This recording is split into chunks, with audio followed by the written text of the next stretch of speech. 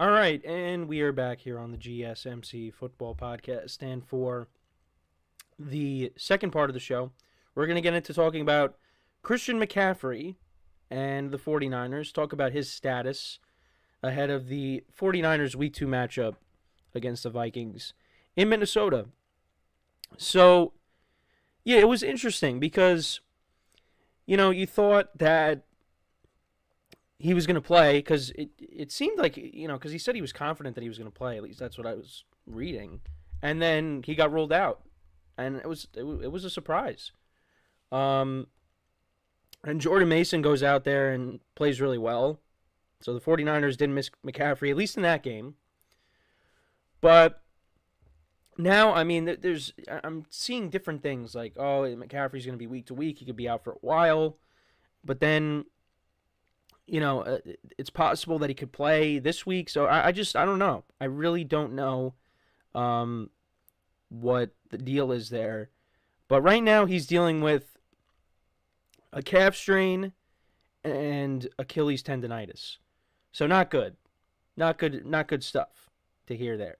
But McCaffrey has been listed as questionable, but he did state to the media his availability, media availability, that he was planning to play. So, for me, and the other thing I wanted to bring up too is, so Jordan Mason, brought up that, he was going to get the start on Friday. Like, he knew that this was happening. But then, Kyle Shanahan kind of shut that down and said, no, not that he was going to start on Friday. He was going to be more involved in the game plan. I think that was what he said. Because, they could get in trouble for that. But I wanted to bring that up. But for me, though, this tells me, and I think, most people know this already, but I think it's part of it's they're being very cautious with McCaffrey. And, I did a segment on this in the offseason that, McCaffrey's going to get a heavy workload, but they're definitely going to at times want to pull back a little bit, and not, run him into the ground, because he's a very important player on this offense. And, they don't want him to be out long term, because that would really hurt the 49ers offense. Now, it didn't hurt them this past week, but there's going to be some games that, Jordan Mason is not going to play well. Jordan Mason is not always going to run for, 140 yards. And if the 49ers got to keep throwing the football, they got the playmakers to do it, but, there's going to be games Brock Purdy struggles if it's just going to be him throwing the ball a bunch of times with no running game. Now, they also, mixed in Deebo Samuel, and he could carry the ball out of the backfield, but the 49ers, if they want to, get back to the Super Bowl and win the Super Bowl this year, Christian McCaffrey has to be healthy. And right now, that's not the case. So, they want to be as cautious as they can be with him. And when he's right, when they feel like he's ready to go, then he's going to play. As much as McCaffrey feels like he can go out there and play, the 49ers, ultimately, they have the final say. And to be honest, with this game against the Vikings, it's going to be a tough one. It is going to be a tough game, in my opinion, because I think the Vikings, they showed you, I know it was against the Giants, but the Vikings have a good team. They're a well-coached team. They got a good defense. And they got a fair share of playmakers on their offense, because they got the best wide receiver in the NFL in Justin Jefferson. We'll see what happens with Jordan Addison, because I know he suffered an ankle injury, I believe, in the game against the Giants. Aaron Jones ran the football well for them on Sunday. They got playmakers. And Sam Darnold played well. Now, I'm not saying, Sam Darnold's going to torch the 49ers defense, but it's going to be a tough game, and it's the Vikings' home opener as well. So, that crowd is really going to bring it. And on top of that, I know it was with Kirk Cousins, But the Vikings did upset the 49ers last year. And the 49ers were missing Trent Williams. They were missing Deebo Samuel. Now going into this game, it's likely they're going to be missing Christian McCaffrey. So, and I don't think against the Vikings defense, they're going to see how Jordan Mason played against, they're going to see the film on Jordan Mason against the Jets, and they're going to say, we got to make sure that doesn't happen here.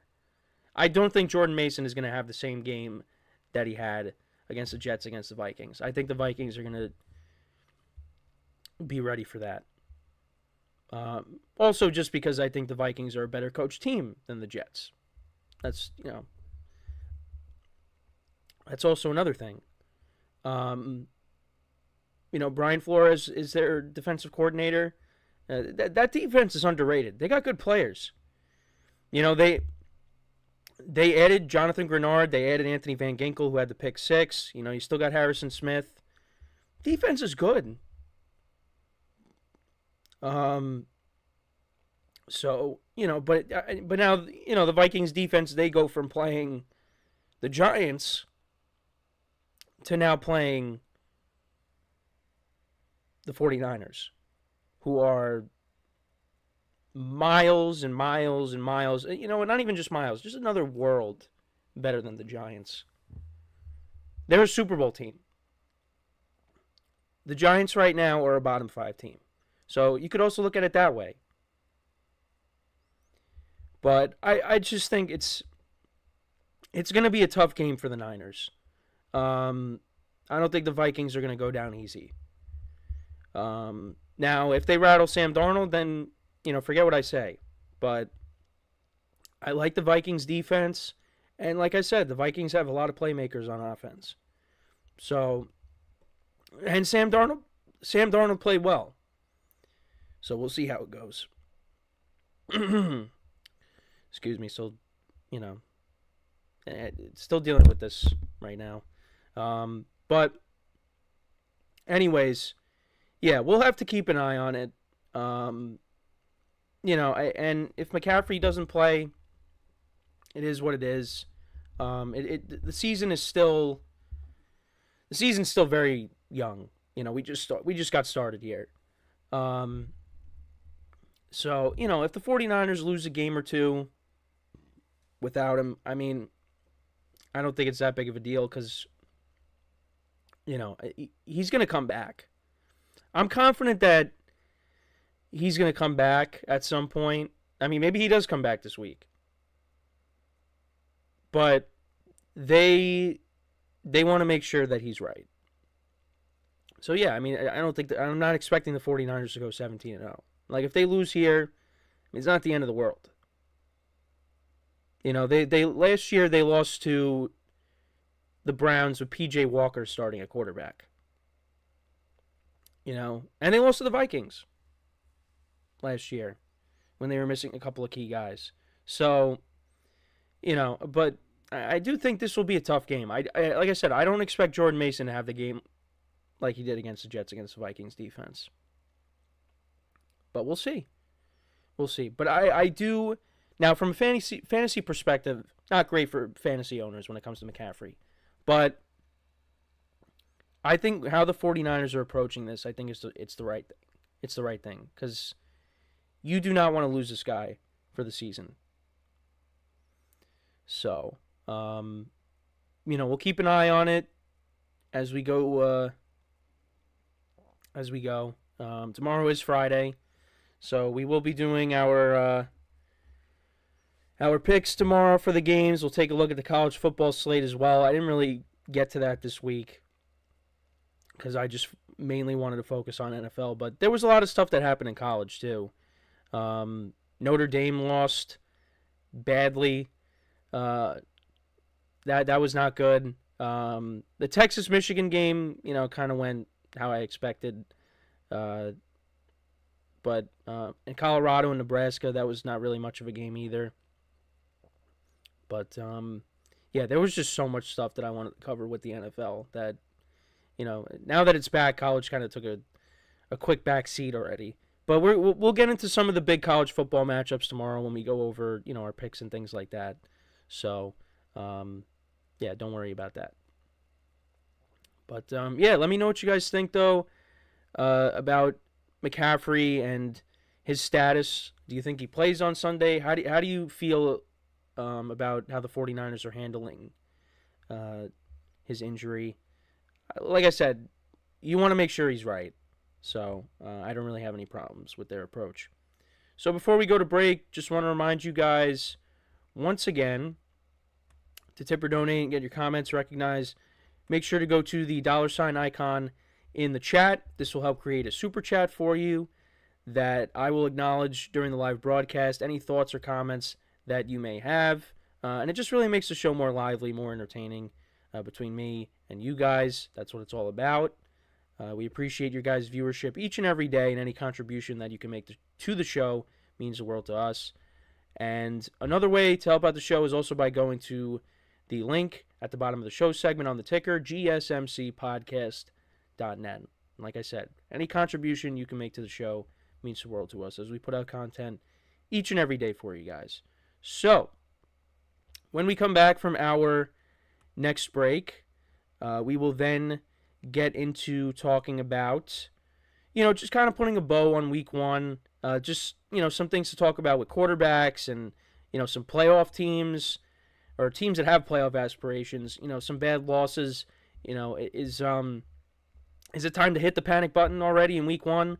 So kind of like a, overreaction, not an overreaction type segment. Because we pretty much went through every game in some capacity. Because, there was a lot. And when we get to next week, it's going to be the same thing. But I'm just so happy that football is back. I really missed it. So, yeah, that's what we're going to get into. We're going to put a bow on week one, and I'll just give you some of my my takeaways and, reactions, things like that.